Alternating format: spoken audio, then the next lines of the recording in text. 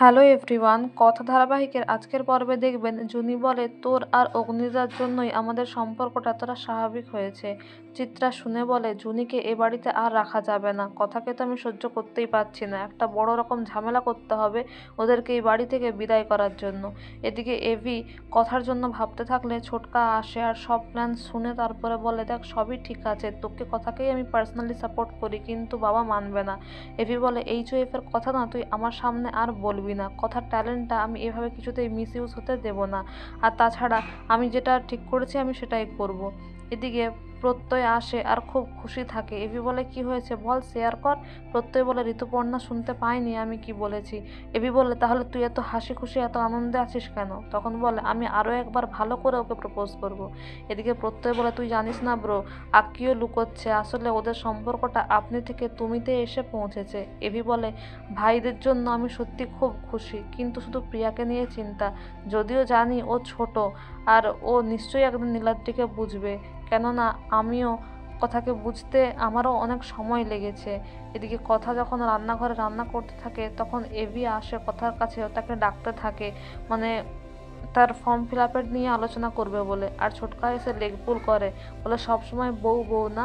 আর এদিকে কর্তা দাদু আসে আর সেখানে চা খাওয়ার কথা বললে এভি রেগে চলে যায়, বলে যার জন্য এত কিছু করছি, ফর্ম ফিল আপ করছি, ব্যাংকের পাসবই জোগাড় করছি, তারই হুঁশ নেই। আর চিত্রা আসে, সুযোগ পেয়ে ঘর থেকে সেই সব কিছু নিয়ে নেয় আর বলে কথা হারবাল নামে কোম্পানি খুলবে, একজন ক্যাফের মালিক একজন কোম্পানিতে ব্যবসা করবে, আমার ছেলে মেয়ের জন্য কিছু নেই, আমিও দেখব কথা কি করে ব্যবসা করতে পারে। এদিকে কথা ঘরের কাজ করতে থাকলে এভি আসে, এসে দরজাটা বন্ধ করে দেয় আর কথাকে জড়িয়ে ধরে আর সে ফর্মটা দেয়, বলে আমি পেন নিয়ে আসছি, তুই চট করে ফর্মটা ফিল আপ করে নে।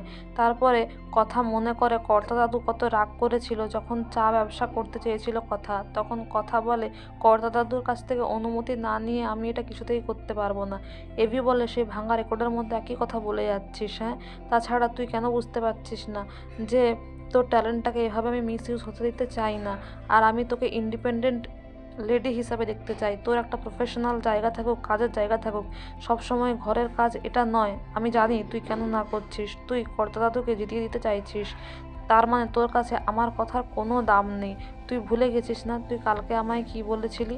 তখন কথা মনে করে যে দোলের দিন রাতে এভি কথা যখন কাছাকাছি আসে, তাদের যখন ঘনিষ্ঠ মুহূর্ত তৈরি হয়, তখন এভি কথাকে বলেছিল যে আমার তোকে কিছু বলার আছে, অনেক দিন ধরে বলার কথা ভাবছি কিন্তু বলে উঠতে পারিনি।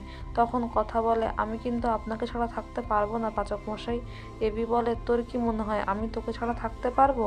কিন্তু আমি একটা রিকোয়েস্ট করবো তোর কাছে, তুই রাখবি? তখন কথা বলে আপনি বলেই দেখুন না, তাছাড়া আপনার কোনো কথা কি আমি ফেলতে পারি? কখনো কি আমি অমান্য করেছি?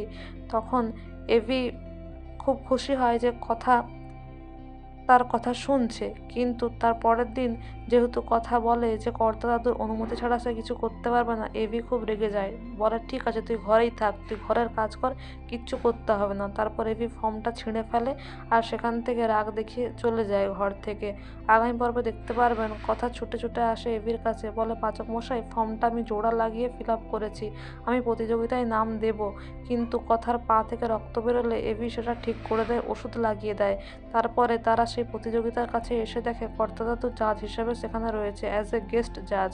তখন এভি কথা বুঝতে পারে না কি করবে। তো বন্ধুরা, এই ছিল আজকের update. Thank you for watching the video.